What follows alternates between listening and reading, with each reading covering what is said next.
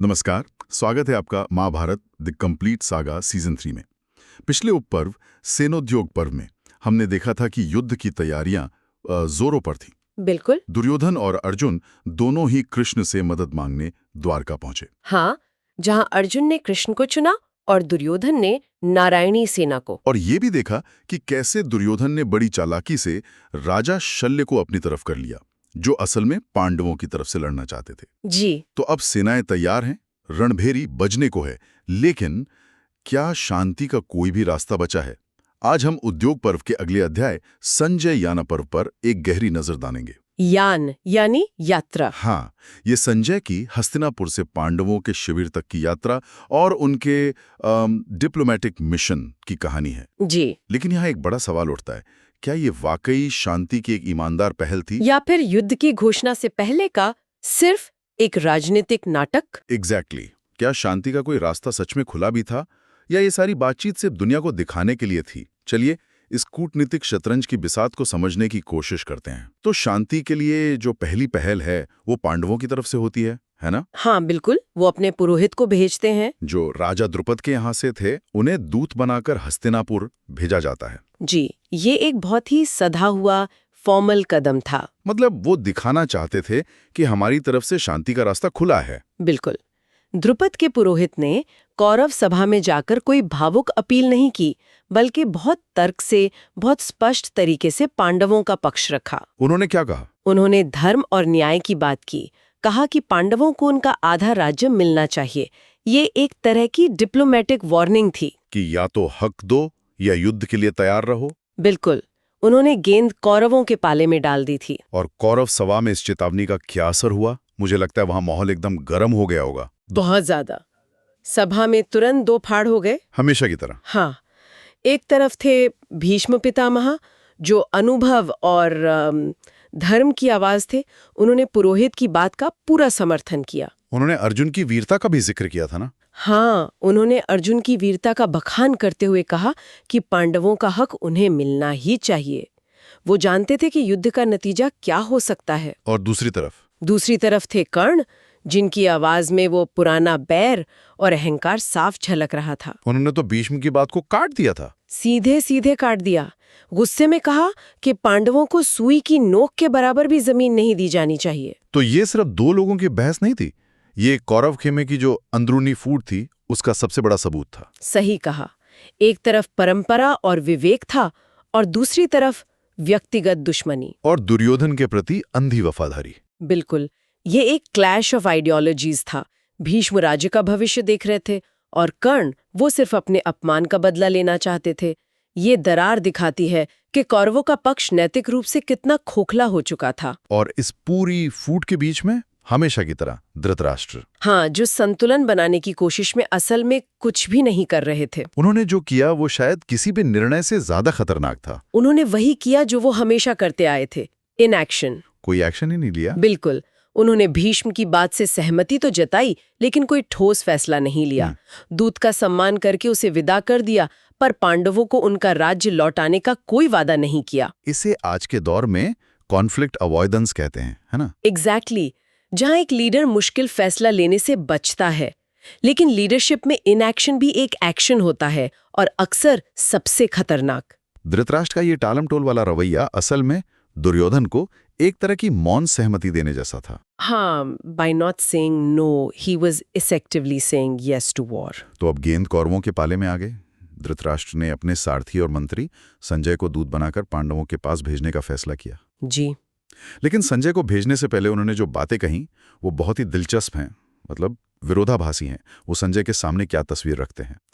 ये संजयाना पर्व का एक बहुत ही मनोवैज्ञानिक हिस्सा है। धृतराष्ट्र संजय के सामने अकेले में अपनी असल चिंता जाहिर करते हैं। अच्छा।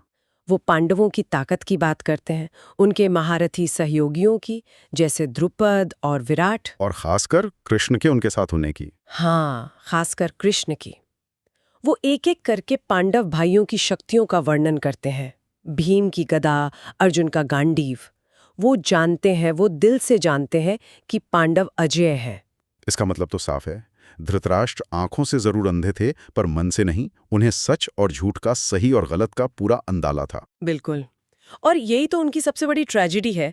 वो सच जानते हैं लेकिन पुत्र मोह में पूरी तरह से लाचार हैं। तो फिर उनका संदेश क्या था संजय के लिए? उनका संदेश शांति का था, लेकिन उसमें कोई प्रस्ताव नहीं था, कोई ऑफर नहीं था। ये कैसा शांति संदेश हुआ? वो बस ये चाहते थे कि पांडव धर्म और दया के नाम पर बिना कुछ लिए शांति से मान जाए।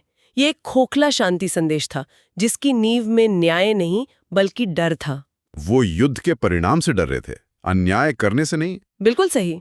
ये तो एक तरह का कॉग्निटिव डिसोनेंस है, जहां इंसान एक बात पे विश्वास करता है लेकिन उसके काम बिल्कुल उल्टे होते हैं। एग्जैक्टली। वो शांति चाहते हैं पर उसके लिए जरूरी न्याय करने को तैयार नहीं है। वो शांति की कीमत चुकाना नहीं चाहते थे और वो कीमत थी दुर्योधन को काबू में करना। और क्योंकि वो ऐसा नहीं कर सकते थे, उनका शांति मिशन शुरू होने से पहले ही नाकाम हो चुका था। हाँ। तो संजय ये आधा अधूरा और खोखला संदेश लेकर उपलव्य नगर पहुंचते हैं, पांडवों के शिविर में। जी, जहां उनकी मुलाकात युधिष्ठिर से होती है। बातचीत की शुरुआत कैसे होती है?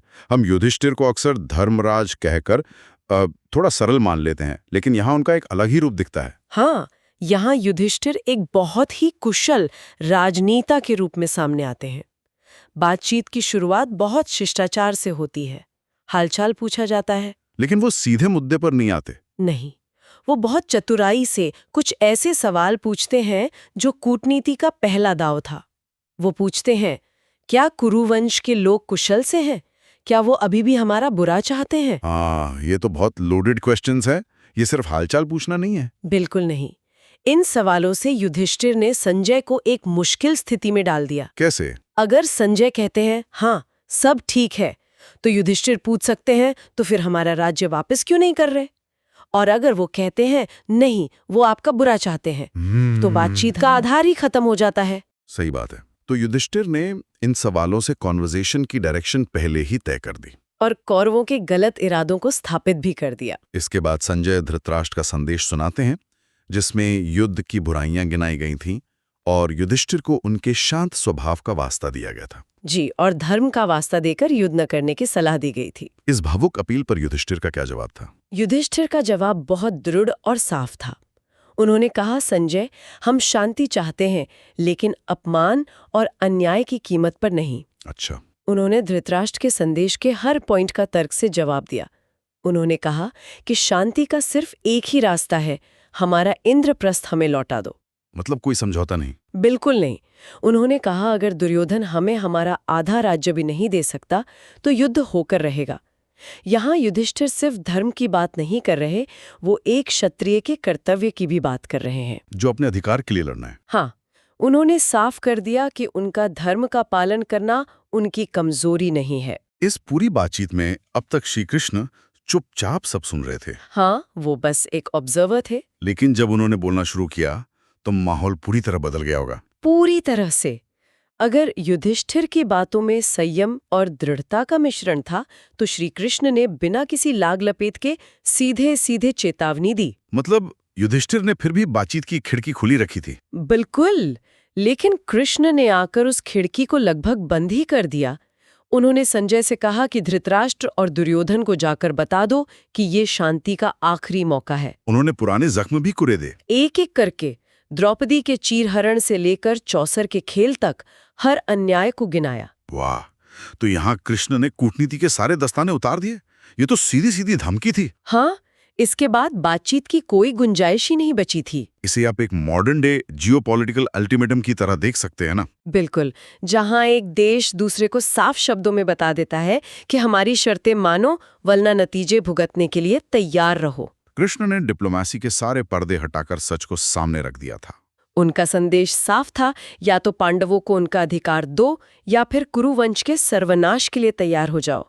उन्होंने साफ कर दिया कि अब कोई समझौता नहीं होगा। लेकिन क्या ये एक रणनीतिक गलती थी? मतलब शांति वार्ता में दरवाजे पूरी तरह बंद कर देना, क्या ये समझदारी है? ये एक बहुत बड़ा सवाल है। शायद कृष्ण का आकलन ये था कि दुर्योधन और कर्ण जैसे लोग तर्क या धर्म की भाषा समझेंगे ही नहीं। वो 13 साल से पांडवों की नरमी को उनकी कमजोरी ही समझते आ रहे थे। सही कहा। कृष्ण ने शायद ये महसूस कर लिया था कि अब सिर्फ एक अनएम्बिगुअस क्लियर थ्रेट ही शायद धृतराष्ट्र को नींद से जगा सकता है। वो उन्हें उस भ्रम से बाहर निकालना चाहते थे कि शायद पांडव डरकर या थककर मान जाएंगे। बिल्कुल। तो संजय की ये शांति वार्ता तो पूरी तरह से विफल हो गई। हाँ, पूरी तरह से। लौटते समय पांडवों ने उन्हें कौरव सभा के मुख्य लोगों के लिए कुछ निजी संदेश भी दिए। ये भी एक बहुत सोची समझी रणनीति लगती है। ये बेहतरीन साइकोलॉजिकल वॉरफेयर था। उन्होंने एक ही संदेश सबको नहीं दिया, अलग अलग संदेश। हाँ, युधिष्ठिर ने भीष्म, द्रोण, विदुर जैसे बड़ों के लिए सम्मानजनक संदेश भेजे। उन्हें उनके कुल और धर्म के प्रति कर्तव्य की याद दिलाई, एक तरह से अपील की। जी। वहीं अर्जुन ने एक योद्धा की तरह सीधे कौरवों को अपनी प्रतिज्ञा और अपने गांडीव की ताकत की याद दिलाई। दुर्योधन को सीधी चुनौती दी। इसका मकसद साफ था, दुर्योधन को उसके समर्थकों और बड़ों से मानसिक रूप से अलग थलग करना। एग्जैक्टली। और जब संजय हस्तिनापुर वापस पहुंचे तो वो सिर्फ एक दूत बनकर नहीं लौटे। नहीं, उन पर इस पूरी यात्रा का, खासकर कृष्ण और पांडवों की बातों का गहरा असर हो चुका था। ये इस पर्व का सबसे ड्रामेटिक मोमेंट है मेरे ख्याल से। हाँ, संजय लौटकर सिर्फ एक मैसेंजर की तरह संदेश नहीं देते। वो पांडवों के पक्ष के प्रभाव और उनकी नैतिक शक्ति से इतने प्रभावित हो चुके थे कि उन्होंने लौटते ही धृतराष्ट्र को आईना दिखा दिया। उन्होंने धृतराष्ट्र को फटकार लगाई। भरी सभा में उन्होंने कहा कि इस आने वाले महाविनाश के लिए सिर्फ और सिर्फ आप जिम्मेदार होंगे, आपका पुत्र मोह जिम्मेदार होगा। एक वफादार मंत्री और सारथी का अपने राजा को इस तरह सच बोलना, ये उस समय की गंभीरता को दिखाता है। संजय समझ चुके थे कि अब बात हाथ से निकल चुकी है। उन्हें यकीन हो गया था कि पांडव न सिर्फ सैन्य रूप से शक्तिशाली हैं, बल्कि नैतिक रूप से भी सही हैं। बिल्कुल। और जब एक दूत दुश्मन के पक्ष का कायल होकर लौटे तो समझ लेना चाहिए कि आप जंग पहले ही हार चुके हैं। संजय का ये ट्रांसफॉर्मेशन धृतराष्ट्र के लिए सबसे बड़ी चेतावनी थी, जिसे उन्होंने फिर भी नजरअंदाज कर दिया। तो शांति की आखिरी कोशिश भी नाकाम हो गई। सारे दरवाजे बंद हो चुके थे। जी।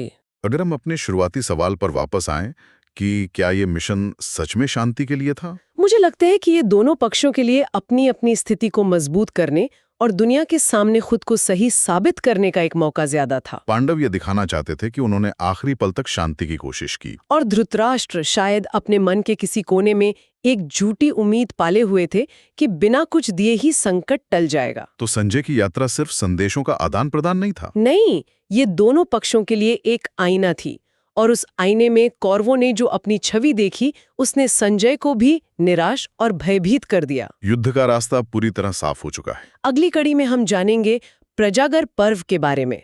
संजय की बातें सुनकर धृतराष्ट्र की रातों की नींद उड़ जाती है। हाँ, चिंता और भय से व्याकुल वो आधी रात को महामंत्री विदुर को बुलाते हैं, और इसके बाद जो संवाद होता है वो महाभारत के सबसे गहरे और ज्ञानपूर्ण संवादों में से एक है, जिसे विदुर नीति के नाम से जाना जाता है। हम आपसे फिर मिलेंगे जल्द ही महाभारत द कंप्लीट सागा में।